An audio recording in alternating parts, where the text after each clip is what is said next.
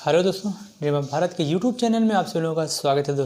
दोस्तों विश्व भूगोल की इस श्रृंखला में आज हम आप लोगों के सामने एक अगला वीडियो लेके आए हैं और आज का जो वीडियो है ये भी अपने आप में बहुत ही महत्वपूर्ण है।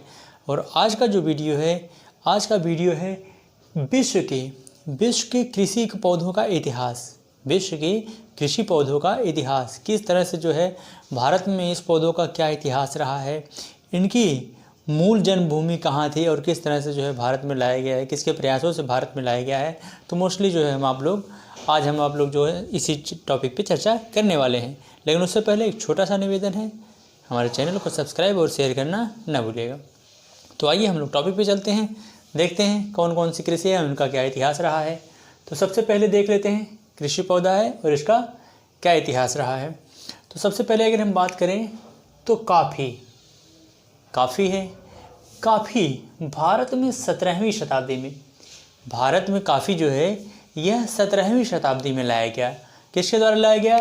तो यह फ़कीर बाबा बुदन के प्रयासों से यह भारत में लाया गया। और कहाँ से लाया गया? तो यह अरब से लाकर कर्नाटक में बाबा बुदन की पहाड़ियों पर सबसे पहले यह लगाया गया।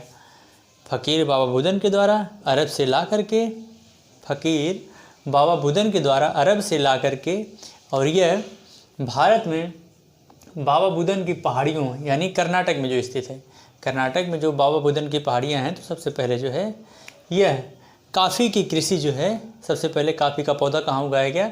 तो कर्नाटक के बाबा बुदन की पहाड़ियों पर उगाया गया। इसके बाद देख लेते हैं अगला रबड़ है। इसकी जन्मभूमि दक्षिण अमेरिका के ब्राज़ील देश में, ठीक, इसकी जन्मभूमि जो है वो दक्षिण अमेरिका के ब्राज़ील देश को माना जाता है। और 1876 में हेनरी विलियम के द्वारा ब्राज़ील से भारत में लाया गया। हेनरी विलियम के द्वारा 1876 में इसे ब्राज़ील से भारत में लाया गया। तो इसकी मूल जन्मभूमि जो कहाँ है रबड़ की, तो वो है दक्षिण अमेरिका का ब्राज़ील देश माना जाता है। ब्राज़ील देश के अंतर्गत जो है ये इसका मूल जन्मभूमि है। लेकिन किसके प्रयासों से लाया गया? तो हेनरी विलियम के द्वारा 1876 में, हेनरी विलियम के द्वारा ब्राज़ील से 1876 में भारत में लाया गया। इसके बाद है अगला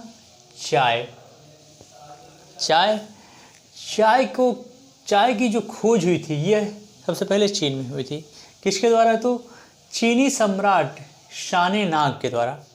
चीनी सम्राट जो थे शानेनाग, उनके द्वारा जो है यह चाय का पौधा सबसे पहले खोजा गया था। तो यह दक्षिणी चीन के यूनान पठार के मूल पठार पर से यह मूल पौधा जो है खोजा गया था। दक्षिणी चीन के यूनान पठार से जो है यह मूल पौधा जो है खोजा गया था। और भारत में गवर्नर जनरल विलियम बेंटिंक के प्रयासों से, भारत में गवर्नर जनरल विलियम बेंटिंक के प्रयासों से 1834 में इसकी जो है खेती की परंपरा भारत में प्रारंभ की गई। किसके प्रयासों से? तो गवर्नर जनरल विलियम बेंटिंक के प्रयासों से 1834 ईस्वी में गवर्नर जनरल विलियम बेंटिंक के प्रयासों से जो है भारत में कृषि की परंपरा या बागवानी की परंपरा जो है चाय की करनी प्रारंभ हुई। तो यह चीनी सम्राट शानेनाग के द्वारा दक्षिण चीन के यूनान पठार से मूल पौधे के रूप में खोजा गया था। अगला है कपास। कपास को सफ़ेद सोना या वाइट गोल्ड के नाम से भी जाना जाता है। कपास को वाइट गोल्ड के नाम से भी जाना जाता है। यदि हम प्राचीन सभ्यता, भारत की जो सिंधु घाटी सभ्यता रही है, तो वहाँ से प्राचीन साक्ष्य के रूप में मेहरगढ़ जो वर्तमान में कहाँ है? पाकिस्तान में है। वहाँ से जो है कपास के साक्ष्य मिले हैं। और आप सभी लोग जानते हैं सिंधु घाटी सभ्यता जो है वह 2350 से लगभग 1750 तक जो है अस्तित्व में रही। BC 2350 BC से 1750 BC तक का जो टाइम पीरियड रहा है, इस समय में जो है सिंधु घाटी सभ्यता अपने चरमोत्कर्ष पे थी। तो उस समय जो स्थल खोजा गया है मेहरगढ़ से, वहाँ से जो है कपास के साक्ष्य मिले हैं। तो इसे क्या कहा जाता है, वाइट गोल्ड के नाम से भी जाना जाता है। और जबकि खोज के साक्ष्य, जबकि जो है इस कपास के खोज के साक्ष्य कहाँ से मिले हैं, मैक्सिको के तिहुयाकन घाटी से मिलता है। मैक्सिको यानी मैक्सिको जो है मध्य अमेरिका का देश है, मैक्सिको यूएसए से लगा हुआ है मैक्सिको। तो मैक्सिको की जो है तिहुयाकन घाटी, मैक्सिको की तिहुयाकन घाटी से जो है यहाँ से इसका साक्ष्य मिला है। इसके बाद अगला है तंबाकू। तंबाकू इसका मूल स्थान जो है, यदि हम तंबाकू के मूल जन्मभूमि की बात करें तो मूल जन्मभूमि जो है इसकी तंबाकू की वो है दक्षिण अफ्रीका। दक्षिण अफ्रीका तंबाकू की मूल जन्मभूमि जो है वो दक्षिण अफ्रीका है। और भारत में 1508 ईस्वी में, भारत में 1508 ईस्वी में पुर्तगालियों के द्वारा लाया गया। तंबाकू की मूल जन्मभूमि जो है वह दक्षिण अफ्रीका है, लेकिन 1508 ईस्वी में पुर्तगालियों के द्वारा तंबाकू को भारत में लाया गया। तंबाकू की खेती जो है तब यहाँ से अगले बार प्रारंभ होती है। इसके बाद है मूंगफली। मूंगफली इसकी जो जन्मभूमि है वह ब्राज़ील है। मूंगफली का जो जन्म स्थान है या जन्मभूमि जो है वह कहाँ है, ब्राज़ील। यानी दक्षिण अमेरिका का जो ब्राज़ील देश है वह मूंगफली की मातृभूमि या जन्मभूमि है। भारत में इसकी खोज 16वीं शताब्दी में प्रारंभ हुई। भारत में यदि हम बात करें तो भारत में मूंगफली की खोज कब से प्रारंभ हुई, तो भारत में मूंगफली की खोज जो प्रारंभ हुई वह 16वीं शताब्दी से प्रारंभ हुई। भारत में मूंगफली की खोज 16वीं शताब्दी से प्रारंभ हुई। इसके बाद है गन्ने की जो जन्मभूमि है, गन्ने को भारत को जो है गन्ने की जन्मभूमि के रूप में जाना जाता है। इसके बाद भारत को गन्ने की जन्मस्थली के रूप में जाना जाता है। यह सैकरम ऑफिसिनेरम नामक बांस जैसी आकृति की एक वनस्पति होती है। उसका क्या नाम था, सैकरम ऑफिसिनेरम नामक बांस जैसी वनस्पति का यह वंशज है। गन्ना जो है यह बांस जैसी एक वनस्पति है जिसका इसे वंशज माना जाता है। और वह वनस्पति कौन सी है, तो सैकरम ऑफिसिनेरम नामक एक बांस जैसी वनस्पति होती है जिसका इसे वंशज माना जाता है, या गन्ने के पूर्वज के रूप में इसे जाना जाता है, सैकरम ऑफिसिनेरम को। और यह इसकी जन्मस्थली कौन सा है, तो भारत जो है गन्ने की जन्मस्थली के रूप में जाना जाता है। इसके बाद है अगला आलू। 16वीं शताब्दी में पुर्तगाल से भारत में लाया गया। आलू जो है यह भी पुर्तगालियों की देन है, यानी 16वीं शताब्दी में पुर्तगालियों के द्वारा जो है आलू वह भारत में लाया गया। लेकिन मूल स्थान जो है यह टिटिकाका झील। आप सभी लोग जानते हैं टिटिकाका झील यह विश्व की सबसे ऊंचाई पर स्थित नौकाकार झील है। टिटिकाका झील जो है यह विश्व की सर्वाधिक ऊंचाई पर स्थित नौकाकार झील है। और यह बोल्विया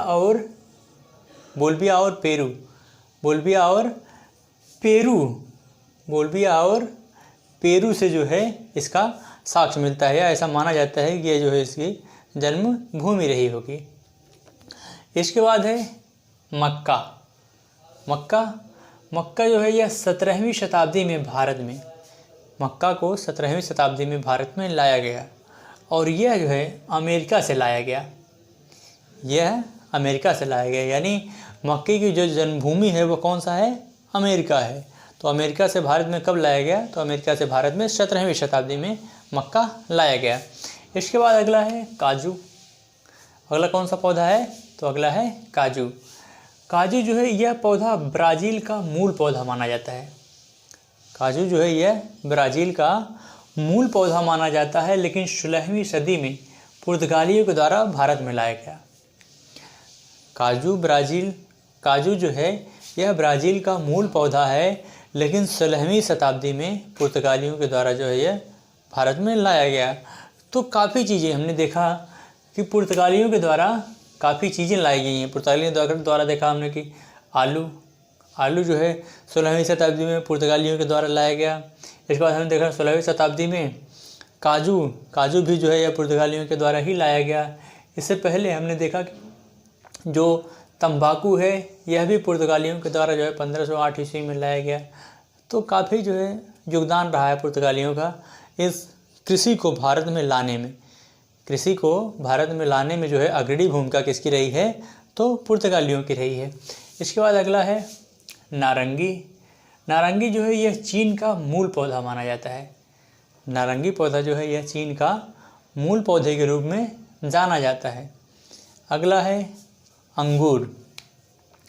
अंगूर, इसका मूल उद्गम स्रोत जो है वह जॉर्जिया देश है। जॉर्जिया यानी यह यूरोप का देश है, ठीक। तो यूरोप देश का जो है जॉर्जिया को अंगूर का मूल जन्मस्थली के रूप में जाना जाता है। अंगूर का मूल जन्मस्थली के रूप में किसे जाना जाता है, तो जॉर्जिया को जाना जाता है। अगला है सेब।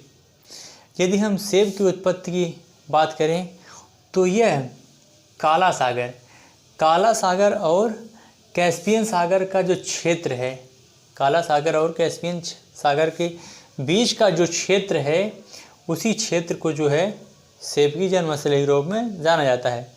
तो कौन कौन से सागरों के बीच का क्षेत्र है, काला सागर और कैस्पियन सागर। काला सागर और कैस्पियन सागर के बीच का जो क्षेत्र है उसे सेब की जन्मस्थली के रूप में जाना जाता है। अगला है अमरूद। अमरूद यह अमेरिका के मैक्सिको, यह मध्य अमेरिका की बात करें तो मैक्सिको और पेरू मैक्सिको और पेरू का मूल पौधा माना जाता है। अमरूद को मैक्सिको और पेरू का मूल पौधा माना जाता है। और यदि हम अमरूद की बात करें तो इसे गरीबों के सेब की भी उपमा दी जाती है। अमरूद को गरीबों के सेब की भी उपमा दी जाती है। तो इस तरह से दोस्तों लगभग हमारा पूरा टॉपिक कंप्लीट हुआ। इससे संबंधित जो भी बातें थी लगभग हमने आपको हर चीज़ों को अवगत कराया। तो इसी के साथ अब इजाज़त दीजिए। जय भारत, जय हिंद।